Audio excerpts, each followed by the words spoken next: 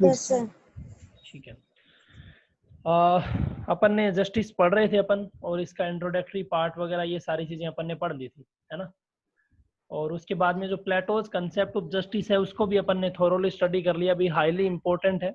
और जो जो इंपॉर्टेंट चीजें थी प्लेटो की वो सारी मैंने आपको बता दी हैं अभी। उसके बाद में सेकंड पॉलिटिकल थिंकर है, उसने जस्टिस को लेकर के क्या कहा है आज अपन वो पढ़ेंगे, और वो है 1.2 यानी एरिस्टोटल्स कंसेप्ट ऑफ जस्टिस। ठीक है, तो एरिस्टोटल भी एक अच्छा पॉलिटिकल थिंकर है, एक फिलोसफर है, और उसको जस्टिस को लेकर के क्या कहना है उसका वो अपन चीजें इसमें पढ़ेंगे। ठीक है।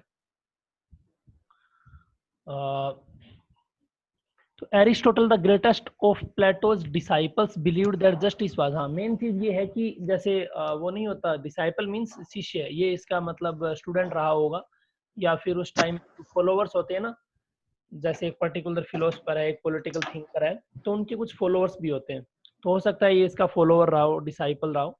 तो एरिस्टोटल है वो प्लेटो का ही डिसाइपल है, तो उसी ट्रेडिशन को, उसी वे को आगे जाकर के इसने कैसे मतलब कैरी ऑन किया वो अपन आज पढ़ेंगे। Believed that justice was related to regulating the human behavior in the scheme of the state। ये बहुत ही शानदार बात कहना चाह रहा है अभी कि जैसे अपना एक कोई पर्टिकुलर स्टेट है, कोई कंट्री है, कोई मतलब टेरिटरी है, कोई पर्टिकुलर गवर्न स्टेट है, तो उसमें बहुत सारी स्कीम्स आती हैं। तो अपने को स्कीम्स बताई जाती हैं कि this is a policy, this is a scheme. जैसे अभी एक नई पॉलिसी आई है, न्यू एजुकेशन पॉलिसी, सुना होगा आपने नाम। तो yes new sir. Education policy के थ्रू लोग बाग मतलब अपन लोगों को क्या करेगा, जो सेंट्रल गवर्नमेंट और स्टेट गवर्नमेंट्स हैं वो एजुकेशन पॉलिसी को मॉनिटर करेगी, कंट्रोल करेगी, और अपने जो मतलब यहाँ जो सोसाइटी के चिल्ड्रन है उनको स्टडी करने को मौका मिलेगा एक डिफरेंट वे में पहले की बजाय। तो वो सेम चीज एरिस्टोटल कहना चाह रहा है कि justice was related to regulating the human behaviour in the scheme of state. अगर स्टेट की स्कीम में बात करें, अपन स्टेट की पॉलिसीज में बात करें, तो ये एक ह्यूमन बिहेवियर को रेगुलेट करने का वे है जस्टिस, ये एरिस्टोटल का मानना है। ठीक है भी। Aristotle believed that justice is the very essence of the state and that no polity can endure for a long time unless it is founded on a right scheme of justice. According to Aristotle, in polity means जितने भी आप rules and regulation लेकर के आ रहे हो, जितने भी जैसे इंडिया में क्या होता है, जितने भी ऑफिशियल काम होते हैं वो किसको लेकर के होते हैं, कॉन्स्टिट्यूशन के दायरे में होते हैं भी। जितने भी एडमिनिस्ट्रेटिव पावर हैं, प्राइम मिनिस्टर है, पुलिस है, जितने भी डिपार्टमेंट्स हैं, डिफरेंट डिफरेंट मिनिस्ट्रीज हैं, तो ये लोग एक पर्टिकुलर लिमिट में काम करते हैं। ऐसा थोड़ी है अपन जो कुछ करना चाहे उनको वो रोक सकते हैं, नहीं रोक सकते, because they are bound to follow the constitution, they have taken oath on the name of the constitution, so they can't do that, है ना। तो वो ये कहना चाह रहे हैं कि जितनी भी स्टेट पॉलिसीज हैं, जितनी भी स्कीम्स हैं, the which are brought down by the centre and state, है ना, टुगेदर, तो ऑल उनका जो सबका बेसिस है, उनका जो सर्वाइवल है वो तभी हो पाएगा जब वो जस्टिस पे बेस्ड हो। ठीक है, long time unless it is founded on a right scheme of justice. तो all the schemes and all the policies which are brought down by the centre and state should be based on the justice for the long survival, long time survival. हाँ जी, हाँ जी, आवाज आ रही थी, किसी की doubt है बेटा कुछ? ठीक है। Justice is relative to persons and a distributory justice is one in which the relative values of the things given corresponding to those of the persons receiving। मतलब यहाँ पे ये थोड़ा सा रिलेटिविटी की बात कर रहा है। आपको क्या काम करना है पता है, उनको जो लैंग्वेज इसने लिखी है ना वो ही सेम लैंग्वेज याद नहीं करनी और उसको मगअप नहीं करना। आपको उस लैंग्वेज का एक मीनिंग निकालना है और अपनी जो लेमैन लैंग्वेज है, जो बहुत ही सिंपल वे है, उसमें आपको याद रखना है और एग्जाम में राइट डाउन करना है वहां पे अपने फॉर्मेशन में। ठीक है, तो जैसे जैसे आप ये क्लासेस सुनोगे और मैं रिकॉर्डेड वीडियोस भी आपको प्रोवाइड कर दूंगा, और लास्ट में मैं ट्राई करूंगा कि शॉर्ट नोट्स भी आपको एग्जाम्स के टाइम में मैं दे दिया करूंगा, ताकि वो की पॉइंट्स तो आपको एटलीस्ट याद होने ही चाहिए। ऐसा नहीं कि जो बातें प्लेटोस ने बोली थी वो एरिस्टोटल वाले कंसेप्ट में लिख दी और वाइस वर्सा, जो एरिस्टोटल ने बोली थी वो प्लेटो में पेल दिया, तो वहां पे मार्क्स तो मिल जाएंगे पर पूरे मार्क्स नहीं मिलेंगे फिर, है ना। तो की पॉइंट्स याद होनी चाहिए एटलीस्ट, बाकी तो सारी फिलोसफिकल बातें हैं। तो यहाँ पे जो एरिस्टोटल है वो ये कहना चाह रहा है कि जस्टिस है वो एज ए रिलेटिव काम करता है। रिलेटिविटी का कंसेप्ट आपको पता है, फॉर एग्जाम्पल जैसे if you are doing good for the other people and for your friends for someone, he will also good for you, he और शी वोट एवर। तो बात समझ में आ रही है कि अगर आप किसी के लिए अच्छा करोगे तो सामने वाला भी आपके लिए अच्छा ही करेगा ना। In the Aristotle's political philosophy essential criterion of justice is treating equals. देखो यहाँ पे बहुत ही अच्छी बात बताई अभी इसने कि क्या क्राइटेरिया है इसकी पॉलिसी में। Treating equals equally and unequals unequally but also in proportion to their relevant differences। बहुत ही शानदार लाइन है, काफी अच्छी लैंग्वेज है कि एरिस्टोटल के अकॉर्डिंग जो लोग इक्वल हैं उनको इक्वली ट्रीट करो, जो अनइक्वल है उनको अनइक्वली ट्रीट करो। इसका मीनिंग क्या है, बी ये एज इट इज नहीं है, इसका मीनिंग ये है कि जैसे सोसाइटी में वो लोग जो बहुत ही हायर क्लास है, अपर क्लास है, they are already rich prosperous, तो उनको वैसे ही ट्रीट करो कि वो रिच हैं, उनके साथ भी डिस्क्रिमिनेशन नहीं करना। अब for example some people are living in really backward areas, they are not getting proper water, proper food, proper air, proper supply, proper stuff from the government, no education to their children, no houses, तो उनको आपको unequally treat करना है। Unequally treat करने का मतलब for example if there is a policy of the government to provide the education, तो ऐसा नहीं है कि सिटी में तो गवर्नमेंट स्कूल ओपन कर दिया और जो बैकवर्ड एरियाज में विलेजेस में लोग रह रहे हैं वहां पे कोई गवर्नमेंट स्कूल है ही नहीं। सिटी में तो फूड सप्लाई इलेक्ट्रिसिटी सप्लाई है और विलेजेस में है नहीं, तो ये एक तरीके से आपने क्या काम किया, डिस्क्रिमिनेशन कर दिया। वो एरिस्टोटल ये कहना चाह रहा है कि यहाँ पे आपको ऐसा करना चाहिए, जैसे मान लो for example people who are living in Jaipur taking classes online during this pandemic corona virus, है ना।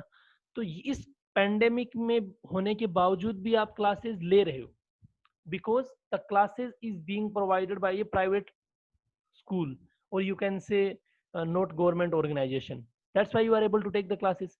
but think about the government schools, think about the children who are living in villages, think about the people who have not mobile phones or electricity to charge the mobile phones or network, so many issues they are facing। तो we need to treat them unequally. Unequally का treat करने का मतलब है, अगर आपने एक चीज नोटिस की है तो आप ये देखोगे कि जो गवर्नमेंट स्कूल्स होते हैं ना भी, वो दूर दूर जो विलेजेस होते हैं उन सब विलेजेस में, आसपास के विलेजेस में लगभग में गवर्नमेंट स्कूल्स मिल जाएगा। मतलब गवर्नमेंट ये चाहती है कि एटलीस्ट हर किसी को एजुकेशन मिले। हालांकि अब तो ये भी ट्राई चल रहा है कि हर जगह लगभग हर घर तक इलेक्ट्रिसिटी बिजली पहुंच ही गई है, पानी भी पहुंच ही रहा है। तो एरिस्टोटल ये कहना चाह रहा है कि जो लोग काफी अनइक्वल हैं, अनइवन हैं, it means they are not up to that level on this we are, तो हमें उन्हें थोड़ा सा अनइक्वल ट्रीट करना है, मतलब उनको ज्यादा प्रोपोर्शन में तवज्जो देनी है। ये एरिस्टोटल का मानना है। तो equal people should be treated equally and unequal people should be treated unequally, so that after some time there will be a balance, harmony and equal level, मतलब एक सेम लेवल पे पहुंच जाएंगे वो लोग। ठीक है, समझ पा रहे हो अभी बात को। तो अनइक्वल्स इक्वली ट्रीट करने हैं और इक्वल्स को इक्वली ट्रीट करना है, एरिस्टोटल के अकॉर्डिंग अभी ये बात है ना। हाँ जी देखिएगा, Aristotle discusses distributive justice in accordance with geometrical proportion instead of arithmetical proportion। बहुत ही अच्छी बात की है अभी यहाँ पे। जैसे मोस्ट ऑफ द टाइम अपन ने एक चीज नोटिस की होगी कि जितनी भी, जैसे अभी बारिश हो रही है, ठीक है, तो जयपुर में इलेक्ट्रिसिटी रिमेन रहती है 5 minute, 4 minute, 10 minute, 15 minutes cut down होता है, वो एक अलग बात है किसी रीजन से। लेकिन जैसे आप अगर कोई स्टूडेंट्स विलेज से बिलोंग करता है या फिर कोई रूरल एरियाज है ना, या फिर कोई स्मॉल टाउन है, उससे अगर आप बिलोंग करते हो तो आप एक चीज नोटिस करोगे कि उन जितने भी टाउन्स हैं, जितने भी ऐसे एरियाज हैं, वहां पे क्या हो रहा है, वहां पे जैसे ही बारिश होती है, जैसे ही थोड़ा सा वेदर चेंजेस आता है तो इलेक्ट्रिसिटी कट कर दी जाती है। ठीक है, प्रॉपर वाटर सप्लाई नहीं है, प्यूरीफायर वाटर नहीं है, ना वाटर प्यूरीफायर, मतलब इतने कैपेबल नहीं है वो लोग कि वाटर प्यूरीफायर का यूज करें, और न इतने अच्छे स्कूल्स हैं, प्राइवेट है नहीं, गवर्नमेंट स्कूल्स इतने अच्छे हैं नहीं, टीचर्स अवेलेबल नहीं है, इंफ्रास्ट्रक्चर बहुत वीक है। तो यहाँ पे जो एरिस्टोटल कहना चाह रहा है कि आपने क्या काम किया, यहाँ पे मैथमेटिक्स लगा दी कि जैसे for example the people who are living in city giving more taxes, तो उनको मोर फैसिलिटीज आप दे रहे हो, और जो people who are living in rural areas उनको आप लेस फैसिलिटीज दे रहे हो। तो ये जो फैसिलिटीज आप दे रहे हो ये काउंटिंग के बेसिस पे है, अरिथमेटिकल प्रोपोर्शन है ये किसी चीज का, जो गवर्नमेंट रिसोर्सेज है उनका अरिथमेटिकल प्रोपोर्शन है, but you need to provide the distribution according to geometrical proportion, मतलब जो जियोग्राफिकल डिविडेंड है. For example, if one people is living in Jaisalmer near the Pakistan border, और in Bikaner near the Pakistan border, और near the Gujarat border, each and every people should be treated equally according to their geometrical proportion, according to their geographical dividend. मतलब ऐसा नहीं है कि mathematics के basis पे आप उनको कुछ प्रोवाइड कर रहे हो तो बहुत ज़्यादा डिस्क्रिमिनेशन हो जाएगा, ये एरिस्टोटल कहना चाह रहा है अभी. ठीक है. According to Aristotle, justice in individual is the harmony in the human soul, and in the society is equality and proportion in the enjoyment of values. अब सेम बात जो प्लेटो ने बोली है वही बात है कि justice is the core principle to get harmony in the society. Same बात प्लेटो ने बोली थी. तो आप ऐसे थोड़ी बहुत बातें रिलेट भी कर सकते हो, बट जो की पॉइंट्स है ना वो थोड़ा सा आपको अलग रखना है. जैसे की पॉइंट्स यहाँ पे क्या आ जाएंगे कि equal people should be treated equally, non unequal people should be treated unequally. ठीक है. बाकी की पॉइंट क्या आ जाएंगे कि जो डिस्ट्रीब्यूशन है वो ज्योमेट्रिकल प्रोपोर्शन में होना चाहिए, न कि अरिथमेटिकल प्रोपोर्शन में. तो ये बातें हैं वो की पॉइंट्स हैं. और जस्टिस है वो रिलेटिव है. फॉर एग्जांपल कि अगर आप जितना जस्टिस किसी को जितना ट्रीट सामने वाले को करोगे उसी वे में सेम प्रोपोर्शन में वो आपको भी ट्रीट करेगा. तो ये थोड़ी बातें हैं जो आपको अलग बनाती हैं एरिस्टोटल को उसके गुरु से, प्लेटो से. ठीक है भी. All men think justice to be a sort of equality, for they admit that justice is a thing having relations to persons and that equals ought to have equality. ठीक है भी. यहाँ पे एरिस्टोटल ये कहना चाह रहा है कि maximum people are thinking that justice is all about sort of equality, मतलब अपने को इक्वल अपॉर्चुनिटीज मिलनी चाहिए. जैसे equal right should be given to female, male, equal right should be given to women. ऐसी बातें अपन करते हैं. तो एरिस्टोटल कह रहा है कि पीपल आर थिंकिंग दैट कि justice is all about equality, to getting equal opportunity in each and every stuff. अब वो है या नहीं है वो आगे बताएगा. Justice to Aristotle is virtue in action. Justice means that every member of a community should fulfill his moral obligation towards the fellow members of his community. थोड़ा सा उसकी बात को एक्सटेंड किया है जो बात प्लेटो ने बोली थी. भाई प्लेटो ने भी यही कहा था कि justice is the highest virtue. कहा था ना उसने भी जितने भी वर्च्यूज हैं उसमें जस्टिस सबसे हाईएस्ट है. सेम बात एरिस्टोटल कह रहा है कि justice is a virtue in action. जो आप काम कर रहे हो उसमें जो क्वालिटीज हैं, उसमें जो चीज दिख रही है, मतलब अपन बोलते हैं ना कि यार वाओ क्या क्वालिटी वाला काम किया, कितनी अच्छी बात की है, तो वो जस्टिस है. यही सेम बात प्लेटो कह रहा है. यहाँ पे एक बात इसने ये कही है कि justice means every member of community should fulfil moral duty. मतलब जितनी भी मोरल ड्यूटीज हैं, जितनी भी ओब्लिगेशंस हैं सोसाइटी के रहने के जो रूल्स हैं वो आप फॉलो करो. एंड सेकंड थिंग, जो आपके फेलो मेंबर्स हैं, जो अपकमिंग जनरेशंस है, जैसे अभी एक रिसेंटली इशू चल रहा है कि क्लाइमेट चेंज होता जा रहा है, वाटर डिप्लीशन होता जा रहा है, and earth is getting shrunk, each and everything is changing. For example अभी आप देख पा रहे हो जयपुर में बहुत तेज बारिश हुई थी, अभी दिल्ली में कल में परसों में बहुत तेज बारिश हुई है. तो ये सब क्यों हो रहा है? ये सब क्लाइमेट चेंज की वजह से हो रहा है. और क्लाइमेट चेंज क्यों हो रहा है? क्लाइमेट चेंज इसलिए हो रहा है कि we means human being are going against the nature. Trees are being cut to build the road, to build the cities, to build the infrastructure. People are increasing day by day. Population is also increasing and we are using ACs, cooler. तो जो ये कितना pollution होता जा रहा है, कितनी factory चल रही हैं, तो ये सारा का सारा जो नेचुरल रिसोर्सेज है उनको डिमीन कर रहा है और उनको डिप्लीट कर रहा है और हार्म कर रहा है नेचर को. तो nature is taking retaliation means कि जो नेचर के अंदर जो जियो पॉलिटिकल सिस्टम है उसमें जो बैलेंस है ना वो बिगड़ जाएगा. उसी को क्लाइमेट चेंज बोल रहे हैं. जो जैसे मान लो कि अभी भाद्रपद चल रहा है, यदि हिंदी मंथ की मैं बात करूं तो, और पहले उससे पहले सावन समझते हो ना, सावन भाद्रपद ज्येष्ठ साढ़ ऐसे समझते हो ना अभी? Yes sir. तो हिंदी मंथ में सावन का आपने डायलॉग भी सुना होगा, हिंदी में एक मुहावरा भी है कि सावन के अंधे को हरा ही हरा सूझता है.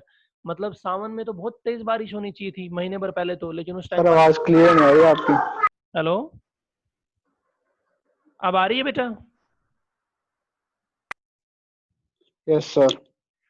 तो आपने एक डायलॉग सुना होगा ना हिंदी में, एक मुहावरा भी है कि सावन के अंधे को तो हरा ही हरा सूझता है। मतलब सावन में बहुत तेज बारिश एज्यूम होती भी थी पहले, लेकिन अब ये बारिश कब हो रही है? 1-1.5 महीने बाद हो रही है, और वो भी अनइक्वल प्रोपोर्शन में हो रही है। जैसे अभी आपने नोटिस किया होगा कि रिसेंटली लास्ट विंटर में अप्रैल तक मतलब वो थी, सर्दी थी, अप्रैल मई तक रजाइयां वजाइयां ओढ़ते थे लोग बाग, याद है ना? लेकिन रूल के मुताबिक तो होली के बाद में, यानी मार्च 9-10 मार्च के बाद में सर्दी इतनी होनी नहीं चाहिए। तो ये सब चेंजेस क्यों आ रहे हैं? Why the changes are occurring? Because the climate has changed. जो वेदर है वो चेंज हो रहा है फ्रीक्वेंटली, अनइक्वली चेंज हो रहा है, अनइवन वे में चेंज हो रहा है। तो वो ये कहना चाह रहा है एरिस्टोटल की जो आने वाले फेलो मेंबर्स हैं सोसाइटी के, अपकमिंग जनरेशंस है, उनके लिए तुम्हारी रिस्पॉन्सिबिलिटीज है ना, वो होनी चाहिए, और उसी रिस्पॉन्सिबिलिटी को ध्यान में रखते हुए each and every person should follow and is obliged to follow his moral obligations. Got it? Justice means that each individual does not get equal share, but gets his share according to his merit and contribution to the society। बहुत ही अच्छी बात है, ये बहुत अच्छी बात है। यहाँ पे इसने ये कहना चाह रहा है कि जस्टिस का मतलब ये नहीं है कि हर किसी को इक्वल प्रोपोर्शन मिले, इक्वल शेयर मिले। जैसे आपने एक चीज नोटिस की होगी कि किसी भी पर्टिकुलर डिपार्टमेंट में जो सबसे ऊपर पोस्ट पे जो सेक्रेटरी बैठा है, ठीक है, जो चेयरमैन बैठा है, एक सेकंड भी, जो चेयरमैन बैठा है ऊपर, ठीक है, या फिर उससे ऊपर कोई पर्टिकुलर, जैसे मान लो कि उसका मिनिस्टर है, फिर मिनिस्टर से ऊपर प्राइम मिनिस्टर है, तो इन सबको क्या इक्वल प्रोपोर्शन में सैलरी और इक्वल प्रोपोर्शन में गवर्नमेंट फैसिलिटीज मिलती हैं क्या? नहीं मिलती ना। और इस डिपार्टमेंट में नीचे जो क्लरिकल पोस्ट पे हैं, है ना, तो क्या इनको इक्वल प्रोपोर्शन में सैलरी मिलती है? नहीं मिलती, because the salary and the facilities are being provided on the basis of their merit. Quality क्या है, पोस्ट क्या है, उसके बेसिस पे मिलती है। तो एरिस्टोटल भी यही कहना चाह रहा है कि जस्टिस का मतलब ये है कि ईच एंड इंडिविजुअल को इक्वल शेयर नहीं मिलना चाहिए, इक्वल प्रोपोर्शन में शेयर नहीं मिलना चाहिए, बल्कि उसकी मेरिट के अकॉर्डिंग और उसका सोसाइटी में क्या कंट्रीब्यूशन है उसके अकॉर्डिंग उनको प्रॉफिट मिलना चाहिए, डिस्ट्रीब्यूशन होना चाहिए। आगे अभी समझ में बात? भी जब अपन किसी पब्लिक ऑफिस में या किसी प्राइवेट ऑफिस में सैलरीज होती हैं और जो फैसिलिटीज होती हैं वो इक्वली डिस्ट्रीब्यूट नहीं कर रहे, सेम प्रोपोर्शन में सेम इक्वली शेयर नहीं कर रहे, तो फिर अपन क्यों ना सोसाइटी में भी यही काम करें। जो लोग सोसाइटी के लिए कंट्रीब्यूट कर रहे हैं, जो लोग सोसाइटी के लिए मतलब कैपेबल हैं, जो मेरिट वाले लोग हैं, उनको अलग शेयर मिलना चाहिए और बाकी लोगों को अलग शेयर मिलना चाहिए। ठीक है, merit and contribution to the society, therefore man's rights, duties and rewards should correspond to his merit and social contribution। अब मान लो आपके माइंड में क्वेश्चन ये आता सर कि पता कैसे लगेगा कि उसका मतलब क्या सोशल कंट्रीब्यूशन है? तो वो वहाँ पे अपने को ये ध्यान में रखना है कि एक पर्टिकुलर ह्यूमन बीइंग के क्या क्या राइट्स हैं, उसकी ड्यूटीज क्या क्या है, and how many awards he has received, मतलब क्या क्या अचीवमेंट्स हैं उसकी, उसके बेसिस पे उसका मेरिट डिसाइड होना चाहिए और सोशल कंट्रीब्यूशन होना चाहिए। ठीक है भी। अब यहाँ पे एरिस्टोटल ने क्या काम किया, ये थोड़ी बेसिक बातें बता दी कि कैसे जस्टिस सोसाइटी में फुलफिल होना चाहिए, कैसे justice is virtue in action है ना। Every member of community should not be treated equally, but it's he should be treated, he और she should be treated according to his और her merit. ठीक है, and और the social contribution, उसके basis पे share वगैरह मिलना चाहिए। लेकिन यहाँ पे इसने क्या काम किया है कि Aristotle has described two forms of justice और डिविजन्स। वो यहाँ पे दो टाइप बताना चाह रहा है अभी जस्टिस की, कौन कौन सी बता रहा है वो अपन देखते हैं। तो पहला जस्टिस तो एरिस्टोटल के अकॉर्डिंग है डिस्ट्रीब्यूटिव जस्टिस। ठीक है, distributive justice consist in proper allocation to each person according to his worth और मेरिट्स। मतलब यहाँ पे बहुत इजी नाम से ही क्लियर हो रहा है। डिस्ट्रीब्यूटिव जस्टिस मींस वो कोई डिस्ट्रीब्यूशन की बात कर रहा है कि सोसाइटी में जो आपके पास रिसोर्सेज हैं, जो आपके पास अवार्ड्स हैं, जो भी चीज़ आप डिस्ट्रीब्यूट करना चाहोगे वो कैसे डिस्ट्रीब्यूट करोगे, ठीक है।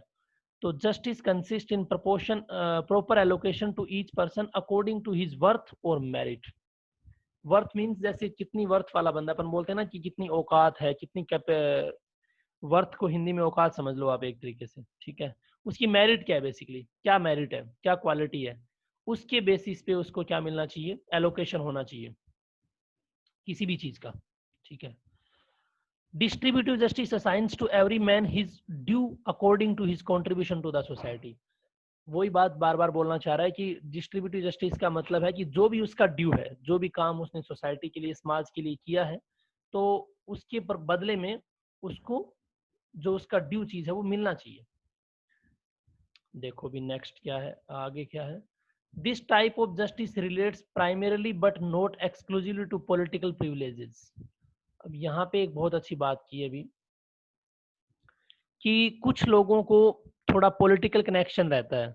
जैसे कि मान लो आपने देखा होगा जब इलेक्शंस वगैरह होते हैं तो किसी को एमएलए का टिकट मिल जाता है, किसी को एमपी का टिकट मिल जाता है, किसी को नहीं मिलता।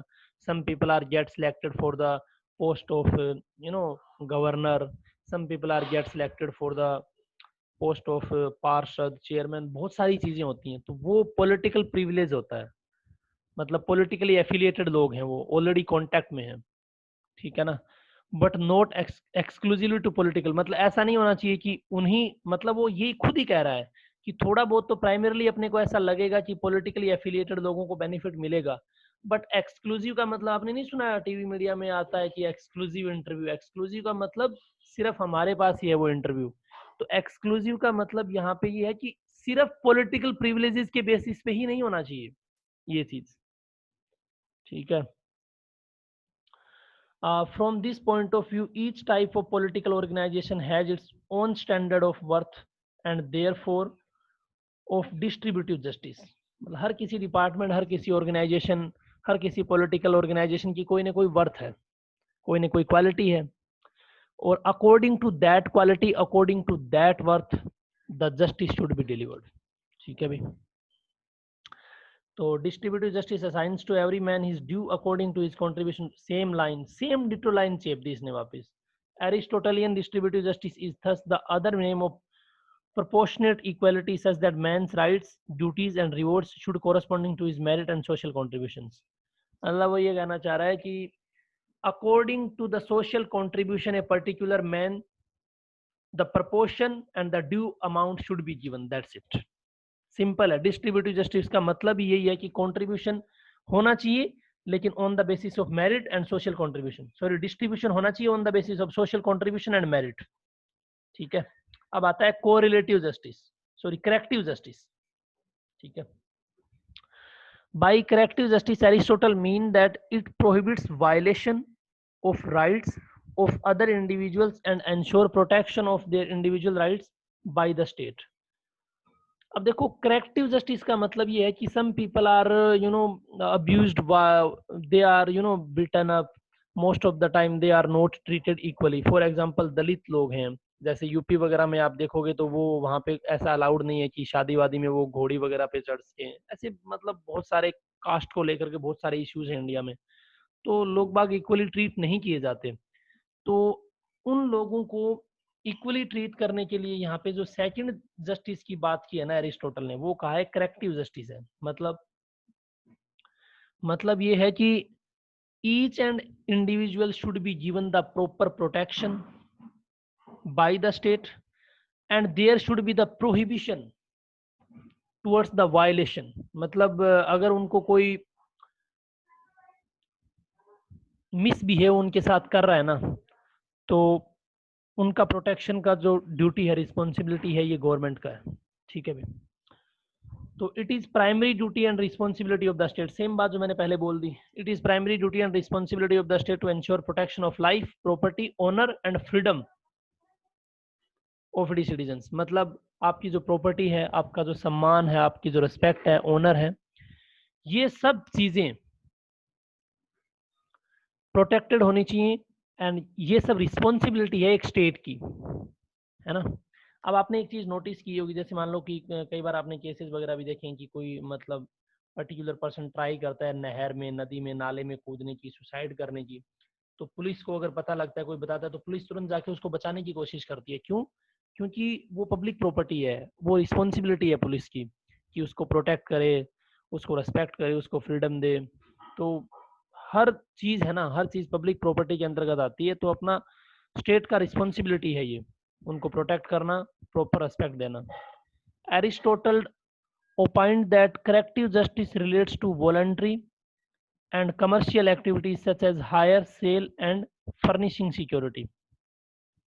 यहाँ पे वो उसका ये ओपिनियन है कि जो करेक्टिव जस्टिस है, जितनी भी जैसे कमर्शियल एक्टिविटीज होती हैं उसमें क्या होता है, people are hired, people are fired, है ना, सेल जनरेट होती है and after that security furnish होती है। तो वो करेक्टिव जस्टिस को कमर्शियल एक्टिविटीज से रिलेट कर रहा है। कमर्शियल एक्टिविटीज का मतलब है जो मार्केट में जितनी भी एक्टिविटीज होती हैं ऑन डेली बेसिस। ठीक है।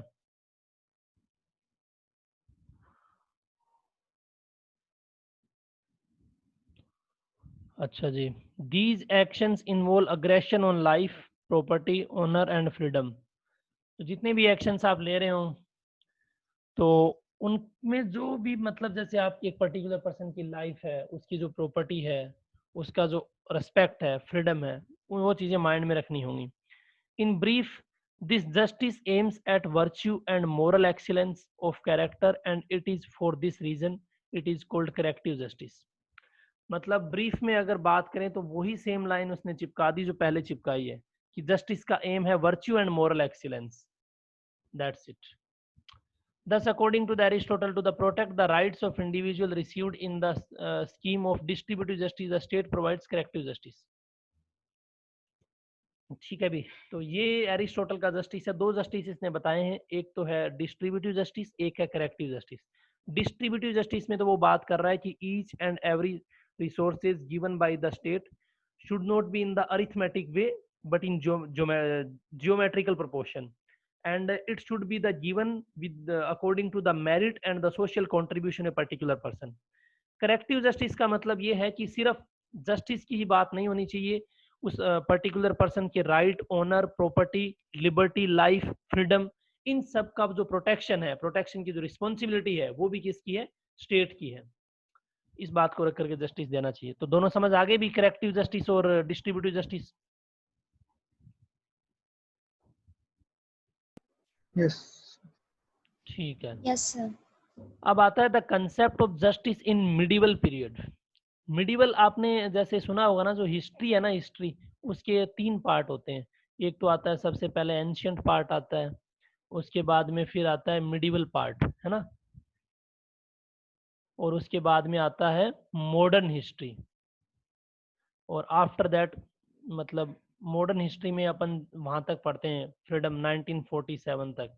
वो 1947 के बाद का 2020 तक का जो हिस्ट्री रहा है, उसको अपन पढ़ते हैं करंट अफेयर्स में, या फिर आ, इसको ऐसे भी पढ़ा जाता है कि आफ्टर फ्रीडम, है ना, आज़ादी के बाद की कहानी कह सकते हो आप।